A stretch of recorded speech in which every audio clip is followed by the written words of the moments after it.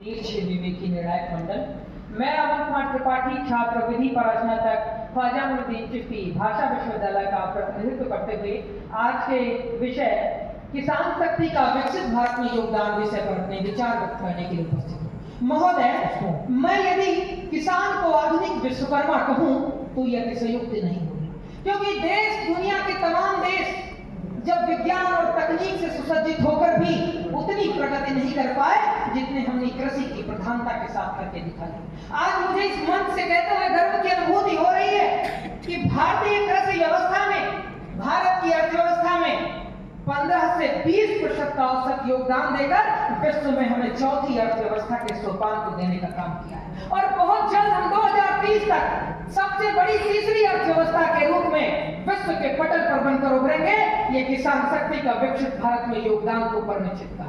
महोदय, इतना ही नहीं, भारतीय कृषि में हमारी आधी आबादी का बढ़ता योगदान है और आज मुझे ये कहते हुए गर्व की अनुभूति हो रही है कि मैं जिस जनपद सीतापुर से आता हूँ, वहाँ की सुनीता नाम की कृषक महिला जिसने ड्रोन दीदी के रूप में पूरे देश में पहचान पाई और जिसका उल्लेख माननीय प्रधानमंत्री जी ने मन की बात में किया है, ये विकसित भारत के प्रति हमारे संकल्प के प्रति बढ़ते हुए कदम है। महोदय, इतना ही नहीं, चाहे वो किसान समृद्धि योजना हो, चाहे वो प्रधानमंत्री फसल बीमा योजना हो, चाहे वो राष्ट्रीय बाजार मिशन हो, चाहे वो स्वास्थ्य मृदा कार्ड हो, किसानों के लिए अनन्य कल्याणकारी योजनाएं हमारे विकसित भारत के संकल्प को मजबूत करते हुए दिख रही हैं। महोदय, हाल ही में 25 सितंबर को माननीय प्रधानमंत्री जी ने फूड इंडिया प्रोजेक्ट के कार्यक्रम में कहा कि today small farmers are becoming a major force in the market.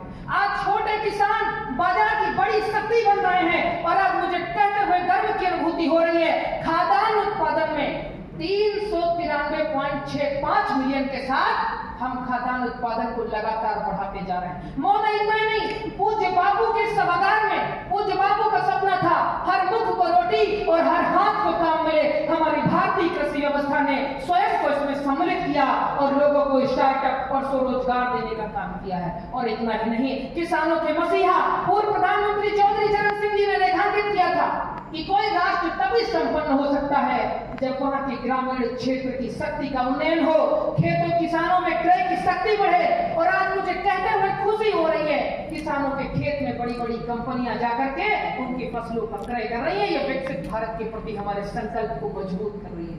महोदय, समय की अपनी परिसीमा है, वाणी को विराम करने से पहले ये बात कहना चाहूंगा कि हमारा भारत का किसान विकल्पों पर नहीं संकल्पों पर जीवन जी रहा है और 2047 तक जब भारत विकसित बनेगा तो यही भारतीय किसान जग सिरमौर बनकर पूरे विश्व में अपना नाम परचम लहराएगा। बहुत बहुत धन्यवाद चाहेंगे।